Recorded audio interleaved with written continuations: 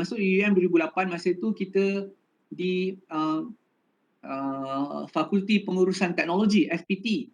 Tetapi bila saya dah masuk bekerja dengan UUM, dia dah ditukar nama kepada Pusat Pengajian Pengurusan Teknologi, School of Technology Management. Okay, right. Pada tahun 2013, saya masihlah dengan STML. Alright. Kemudian pada tahun 2015, saya sebagai penyelaras Operations Management, OM. Kemudian 2015 juga pada bulan 8, saya telah diminta untuk bekerja sebagai pegawai khas kepada Naib Chancellor. So saya adalah pengalaman bekerja dengan Datuk Seri Profesor Dr. Muhammad Mustafa Ishak selama lebih kurang 20 bulan. Kemudian habis tempoh bekerja dengan Datuk Seri itu, saya telah diamanahkan untuk pergi ke pada tahun 2017 April tu. Alright, 2017 April saya berkhidmat di Osman Yub Abdullah, alright, sebagai Career Advisory Service Unit Director. Okay. Kemudian pada tahun 2018 saya diamanahkan sebagai MBA Program Director. Program Director ni bukan penyelaras lah. 2019 saya telah diamanahkan sebagai Dekan Pejabat Pembangunan Pelajar dan Alumni, COB, PPA COB namanya pada masa tu. Tapi 2019, 2020 pejabat tu ditutup atas alasan penstrukturan semula, ialah kita tahu dengan kekangan dana apa semua kan. Right? And then tahun 2020 saya telah diamanahkan sebagai pengarah Pusat Pembangunan Kerjaya. Sekarang kita panggil Career Development Center. So saya sebagai pengarah CDC tu selama 1 tahun lah. Dan 2021 saya tidak memegang apa-apa jawatan. Sehinggalah bulan 9 saya telah dilantik pula sebagai penyelaras program ijazah sarjana logistik. Itulah cerita dia. Okay, serba ringkas tentang diri saya. Okey, kita teruskan. Saya tahu yang anda pun tak tahu apa benda yang nak belajar dalam masa tempoh yang terdekat ni kan. So saya tak akan ambil masa anda yang lama, lebih kurang dalam 20 minit je. Alright, saya tahu sebab kita punya tahap penumpuan ni dah lah tengah-tengah hari ni kan. Baru lepas makan, kalau apa ni mungkin mengantuk lah, lena sekejap, lepas tu ada yang nak buat kerja lain macam-macam. So, okay, bear with me. I'm going to teach you within 20 minutes je. Okay, topic 1, introduction of warehouse. So we are going to cover warehouse management. What is warehouse management is all about. And then 1.2, we are going to cover on the warehousing fundamentals. And then 1.3 on warehousing activities. All right, so the next one we will cover inventory management, material management, and also what are the challenges and issues. All right, so alamak, ini dah pergi ke slides 1.4. Nanti saya check balik untuk 1.1 introduction tu apa semua. Okay, tak apa, kita go through with inventory management, pengurusan inventory ya. Alright, so it is also known as stock management. Macam mana kita nak uruskan stok-stok kita. Warehouse manager will work closely to the inventory as it is kept in the warehouse. Okay, biasanya pengurus gudang ni dia akan bekerja rapat dengan inventory department lah. Alright. And then advice on inventory may include level of safety stock, specific movements, and also characteristics of particular stock item. Alright, so jadi sebagai warehouse manager ni, okay, kita kena tahulah tentang apa yang perlu ada dekat kita punya inventory. Okay, level of safety stock maknanya bila mana stok kita tu kita kena add on, tambah lagi sebab stok kita dah berkurang. And then apakah pergerakan-pergerakan yang terlibat dalam inventory kita di dalam warehouse kita. And then apakah characteristics of a particular stock item. Maknanya kata kat sini dia nak cerita ciri-ciri item kita. Ciri-ciri item ni lebih kepada nak tahu barang-barang kita tu adakah dia perlukan suhu yang sesuai. Okey, kalau anda berada sebagai seorang pengurus gudang, warehouse manager, right, katalah gudang yang anda deal tu, your warehouse is dealing with all this semiconductor, electronic products. Dia tak boleh suhu yang panas. Jadi dia kena ada suhu yang sesuai. So these are the things that we have to understand lah. Then warehouse manager may play a role in the identification of fares, medium, slow, non-moving and obsolete stock through ABC classification method. Okay, so as a warehouse manager, kita kena tahu bagaimana kita nak buat kenal pasti. Nak tahu barang ni barang yang laris cepat keluar ataupun barang ni dia akan berada lama sikit, mungkin dalam 2-3 hari. Ataupun barang ni dia memang tak bergerak, so memang ambil masa. Dia akan ada kat dalam stok kita setahun, 2 bulan, 3 bulan ataupun obsolete stock, stok-stok yang sepatutnya tak perlu ada dah sebab kita tak perlukan. So these are the things, these are the challenge. Okay, next. So this is the ABC classification. Kita nak tengok apa barang yang slow moving, apa yang fast moving, apa yang fast moving high value, apa yang fast moving inexpensive, and then apa yang slow moving expensive. Alright, so these are the classification. Okay, next. Okay, why firm hold inventory? Kenapa? Okay, setengah-setengah company tu dia kena pegang inventory. Inventory serves many purposes within the firm. Among the purposes are, number one, it enables the firm to achieve economies of scale, encourage production, purchase and transportation economies. Alright, bila kita ada inventory, sebab apa? Inventory ni penting. Antara kepentingan inventory ni ialah dia membolehkan untuk syarikat ni mempunyai economy of scale. Dia menggalakkan production, okay, kita boleh nak purchase and dan juga dari segi transportation lah. Alright, so bila kita ada inventory, dia akan menyebabkan we allow for long-term production to run and takes advantage of price quantity discount. Macam biasalah, awak beli banyak, awak dapatlah murah sikit. Right, so this is taking advantage of price quantity discount. Number 3, allows for transport economies from larger shipment sizes.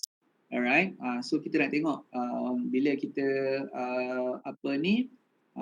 transport economy untuk barang-barang yang kita order dalam bentuk besar-besar lah kan, large shipment.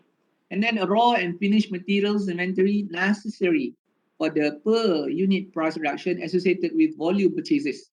Alright, biasa kita kalau kat warehouse ni dia berperanan untuk kita bekalkan kita punya raw material, bahan mentah kita ni.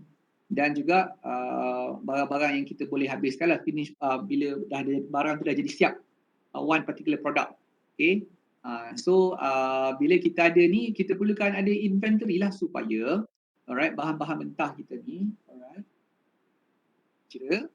so manufacturer boleh produce untuk jadi satu barang yang dah siap, right? And then purchase materials have a lower transportation cost per unit if ordered in larger volume. Biasa kalau kita order barang dengan kuantiti yang banyak, kita akan dapat harga per unit tu lagi murah lah. So this is very important because in business you are dealing with cost lah kan. Manufacturing economies per unit, manufacturing costs are lower if a firm schedules long production run with few line changes.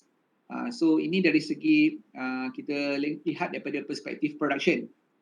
Production per unit. Kalau lah kita nak produce dalam jangka masa yang panjang, alright, so kita dapat kurangkan kos penghasilan untuk kita produce per cost item tu, dia akan jadi lagi murah sebabnya dia kita buat dalam bentuk long production run.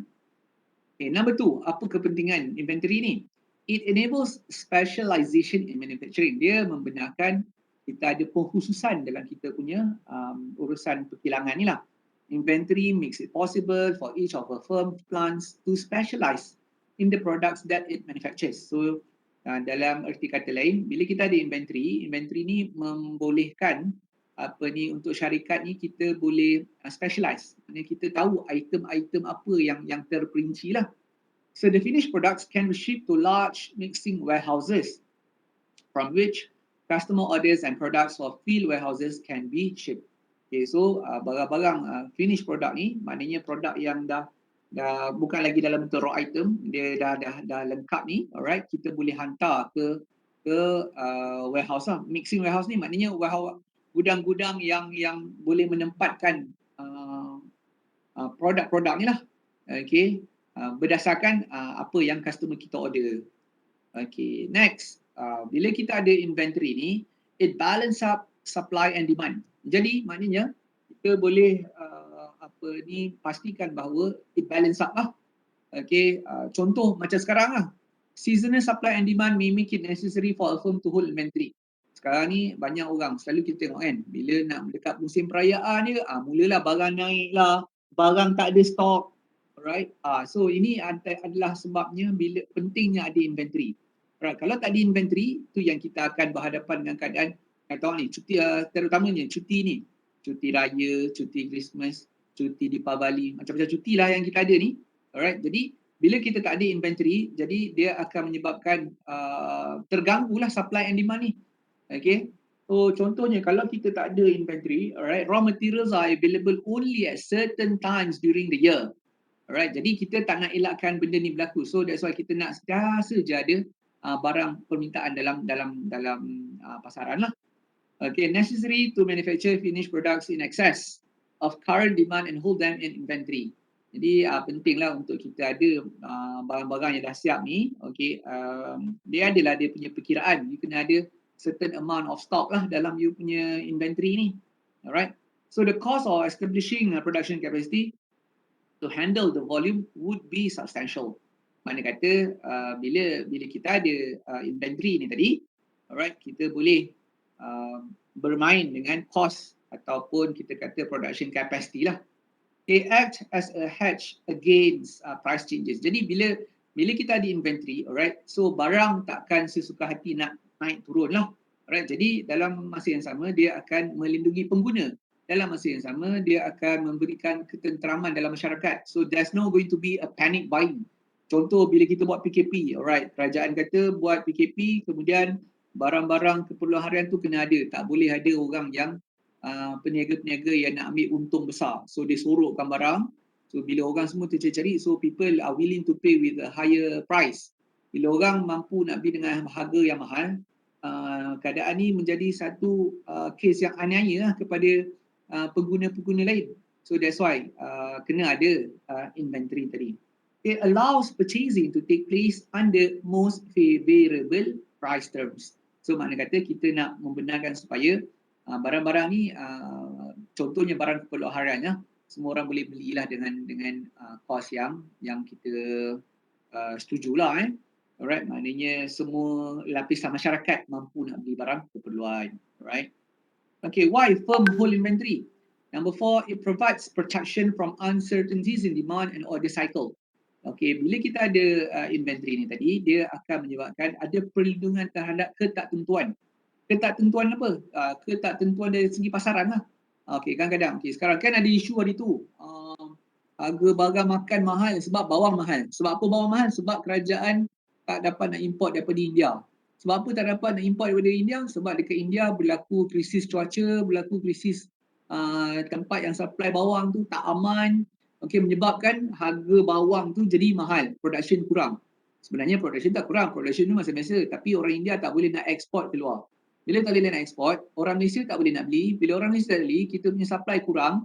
Bila supply kita kurang, jadi harga bawang tu mahal. Bila harga bawang mahal, harga barang makan, nasi goreng, ayam tu jadi mahal lah. Sebab semua barang makan berasaskan bawang. Alright, so ini perkara yang kita nak ada perlindungan daripada ketidaktentuan pasaran. Okay, demand tak tentu. So itu sebab kena ada inventory. Okay. Alright, ada soalan setakat sekarang? Hello? So far tak ada, sir. Tak ada Alright. Okay, so saya tak nak cakap banyak-banyak. Saya tahu awak pun dah tak tahan dengan saya dah. Sebab lama saya tunggu. Okay, we will continue later on after this chapter lah, this slides. So, alright, so saya akan cuba awak tengok dulu slides ni sebab saya akan cuba siapkan QR code ni sebab ada masalah dengan QR code ni. Hold on ya.